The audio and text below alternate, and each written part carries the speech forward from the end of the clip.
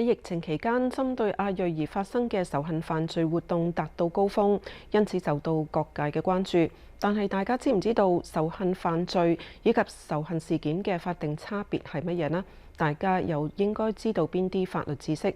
我哋訪問咗 Santa Clara 縣檢察官及全國亞太裔檢察官協會創會人 Charles Huang 黃一峰，為我哋解答。朱維琪報導。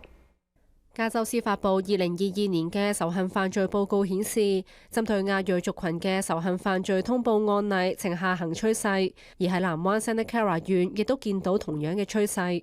The fact that the Asian American community has finally come together, voiced our concern, voiced our unwillingness to be active victims as a part of this community has made a big difference. 檢察官 Charles Huang 黃一峰喺 Santa Clara 縣服務超過20年，佢同我哋分享縣內最新嘅仇恨犯罪數據，指出針對仇亞罪行嘅起訴喺舊年確實有下降，但黃一峰認為大眾而家對仇恨犯罪同埋佢嘅法定權益理解仍然有待加強。The first step to combat hate crimes is to understand what the law is. After you understand what the law is, then we as a community can use it to our advantage and start to document hateful incidents that will ultimately result in hate crimes. 仇恨事件同埋仇恨犯罪兩個詞語雖然相近，但喺法律上面嘅定義就截然唔同。只有依法可以被明確認定係仇恨犯罪嘅行為，會依仇恨犯罪起訴做懲處。In California, there are two different ways that hate crimes are prosecuted. One is a hate crime is a standalone crime. In and of itself, it's a hate crime. The second type of crime is it's called an enhancement. So we add an enhancement that adds extra penalty and punishment to the back end of an established crime. 而獨立嘅仇恨罪就有3種，因他人嘅種族、民族、性別、國籍、宗教、性取向或者殘疾。一係使用武力妨礙他人行使自由，二係威脅要實施暴力，三係損壞他人嘅財物。但係以上罪行若果成立，被告都會被判仇恨罪輕罪，最高嘅刑罰係喺縣監獄服刑1年，同埋罰款5000蚊。若果罪行更加嚴重，例如係一個亞裔人士因為佢嘅族裔被襲擊，傷勢嚴重至送院嘅話， The underlying crime would then be assault with force likely to cause great bodily injury. So that's the underlying crime. That's a felony. And then we would add a hate crime enhancement on top of that. 而被告若果定罪，除咗原先嘅重罪刑罰之外，仲可能會面對最高3年嘅加重刑罰。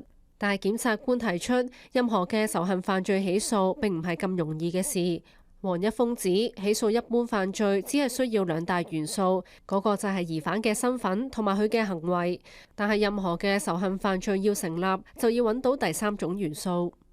Hate crime enhancement is a motive crime. What we need to show is that that person, then there's a third component, that person became a victim or was targeted of that crime because of his race or ethnicity or gender. 而呢一個亦都係往往最難證明。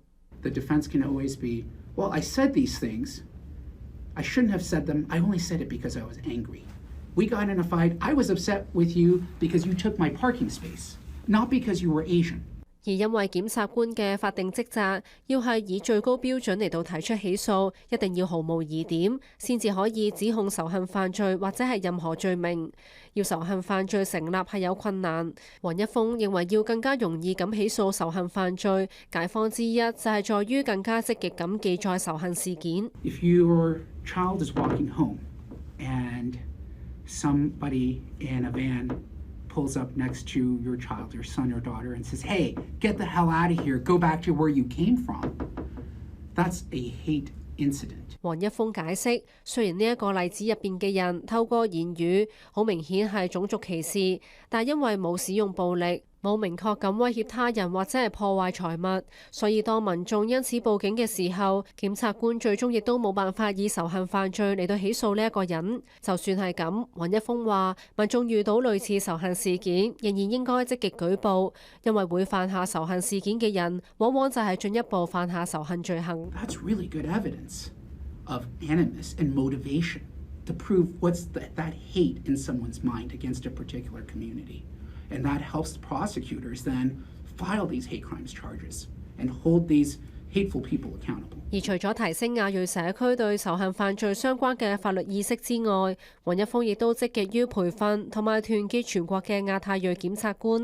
佢喺2010年同一班志同道合嘅檢察官成立咗立 PIPA 全國亞太裔檢察官協會。So we are basically the forefront and leaders on all criminal justice-related issues regarding Asian Americans. 黃一峰亦都啱啱由立 PIPA 喺紐約舉辦嘅活動返嚟，佢指出全國嘅亞太裔檢察官喺聚會入邊有機會分享佢哋喺崗位上面針對仇恨犯罪嘅發現同埋進展，而黃一峰獲得嘅一大結論就係亞太裔社區一定要主動發聲。There's an old adage that says the squeaky wheel gets the oil, right? But if we don't squeak and we continue to keep the mentality of keeping our head down and accept that discrimination is okay, accept it's okay to be a victim of hate crime because nothing really terrible happened, then don't expect the community to serve us and become better. We have to expect more from our elected officials, expect more of ourselves in order to advance our community. 三藩市灣區嘅亞裔族群，尤其係華裔社區，佔總人口嘅一大部分。